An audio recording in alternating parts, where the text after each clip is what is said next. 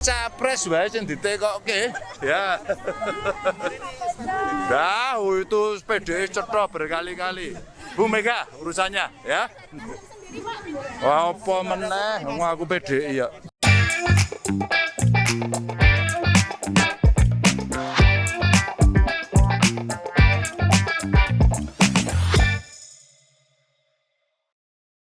Sebenarnya banyak sekali kisah-kisah di balik layar yang menyeramkan pada Pilpres 2024 ini.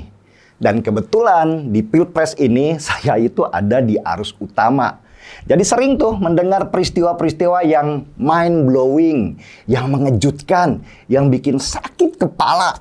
Yang nggak bisa saya ceritakan semuanya, apalagi di publik seperti ini.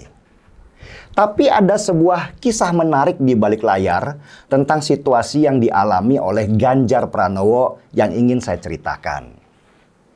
Jauh nih, sebelum dideklarasikan jadi calon presiden, internal PDI Perjuangan pada waktu itu terbelah jadi dua bagian.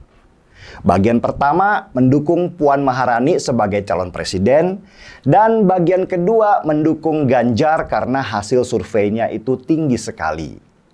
Dan mayoritas internal PDI Perjuangan pada waktu itu mendukung Puan.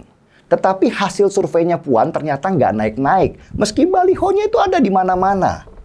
Ganjar seperti pesakitan pada waktu itu, karena dia dikucilkan oleh elit PDI Perjuangan dan dianggap musuh bersama. Peluangnya Ganjar untuk menjadi calon presiden kecil sekali pada waktu itu. Karena tahu kalau Ganjar dikucilkan di internal partainya sendiri, akhirnya salah satu partai politik mencoba melobi Ganjar supaya dia keluar dari PDI Perjuangan dan akan dicalonkan oleh partai politik itu. Ganjar menolak dengan halus karena dia setia pada PDI Perjuangan, partai yang membesarkannya menjadi seperti sekarang. Karena nggak bisa bujuk Ganjar keluar PDI Perjuangan dan gabung di partai mereka. Akhirnya ketua umum partai politik itu telepon Ganjar langsung sendirian. Di sini yang menarik nih. Ganjar nggak mengangkat telepon itu karena dia tahu apa yang akan dibicarakan.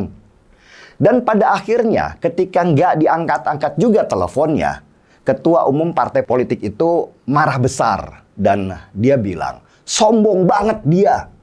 Sesudah itu, seperti kita tahu, Ketua Umum Parpol itu kemudian mencalonkan Anies Baswedan. Ada lagi nih ceritanya. Sebuah partai yang kecil, sangat kecil, tiba-tiba mendeklarasikan Ganjar sebagai calon presiden.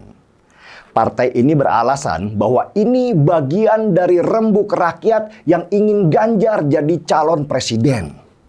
Ganjar dipuji setinggi-tinggi langit. Baliho ditempatkan di mana-mana. Bukan itu aja. Partai ini juga bilang kalau Ganjar keluar ajalah dari partainya karena di sana itu sudah tidak kondusif. Ganjar sendiri ketika ditanya oleh wartawan, dia malah menjawab, partai apa itu? Saya nggak kenal. Baru saya tahu belakangan bahwa ternyata partai sekecil itu memang punya tugas untuk merusakkan nama Ganjar di mata PDI Perjuangan. Itu adalah bagian dari skenario besar untuk menarik Ganjar keluar dan menghancurkan PDI Perjuangan. Untung Ganjar sendiri nggak kepancing dan namanya tetap baik di mata PDI Perjuangan, partainya, bahwa dia itu loyal dan setia. Karena nggak berhasil menarik Ganjar keluar dari PDI Perjuangan, maka dihembuskanlah isu-isu boneka partai dan sebagainya dan sebagainya. Nah, yang terakhir ini nih, gerakan yang terbesar. Dibentuklah koalisi partai-partai besar yang ketika digabungkan, mereka bisa mencalonkan calon presiden mereka sendiri. Siapa capresnya? Ya, calon presidennya adalah Ganjar Pranowo. Ganjar dipanggil oleh orang yang berkuasa dan ditawarkan untuk menjadi calon presiden di koalisi itu. Ganjar spontan nolak dengan halus.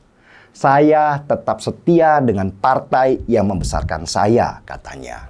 Saya nggak niat jadi presiden kecuali partai saya yang meminta. Itu sudah jadi prinsip dan tidak bisa diubah. Orang berkuasa itu dikabarkan marah besar. Niatnya untuk menghancurkan PDI Perjuangan dengan menarik Ganjar dari sana gagal total. Otomatis koalisi partai yang tadinya dibentuk untuk Ganjar hancur sudah. Dan Bu Megawati yang tahu cerita di belakang layar itu akhirnya mendeklarasikan Ganjar sebagai calon presiden PDI Perjuangan. Ganjar lulus tes.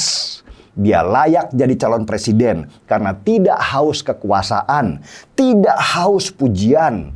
Loyalitasnya kuat dan tidak gampang ditekan. Orang berkuasa itu sebenarnya ingin jadikan Ganjar bonekanya, tapi dia tidak berhasil. Maka dihembuskanlah lebih kencang isu-isu kalau Ganjar adalah boneka partai. Dan kebencian terhadap PDI Perjuangan dihembuskan terus-menerus supaya orang banyak terpengaruh dan menggerus nama partai dan juga Ganjar.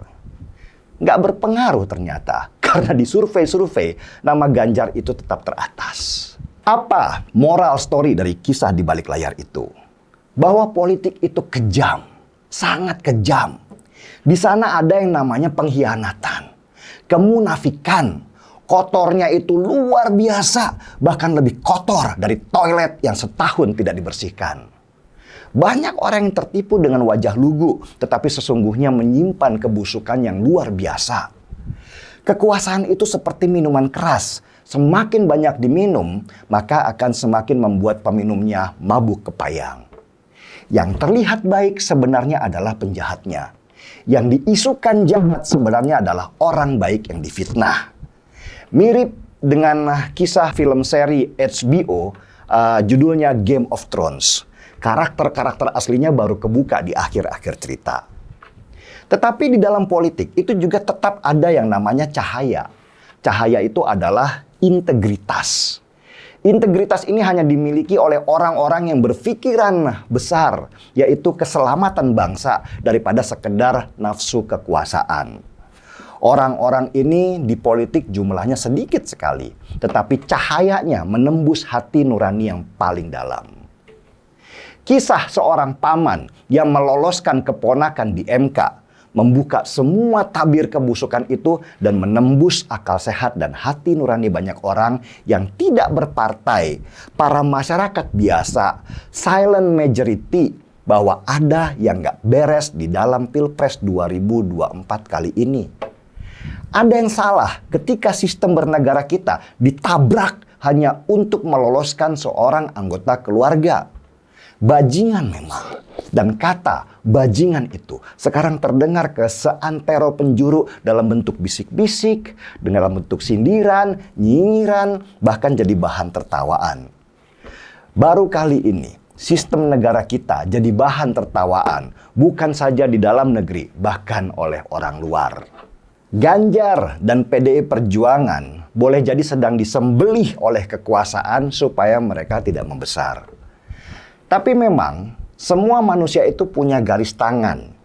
Kalau memang garis tangannya jadi presiden, takdir tidak akan berdusta. Coba, apa kurangnya sih Prabowo? Kaya, berkuasa, jaringannya luas, didukung oleh banyak partai, tapi nggak jadi presiden juga. Garis tangannya sudah berbicara sendiri tentang takdirnya.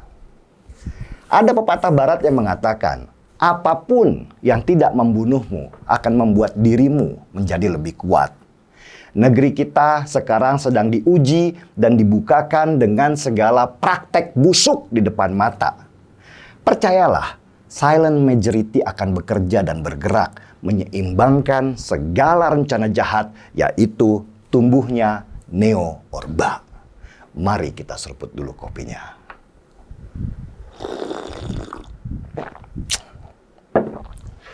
Marki Bong, mari kita bongkar semua. Saya Denny Siregar, kita di acara Timeline.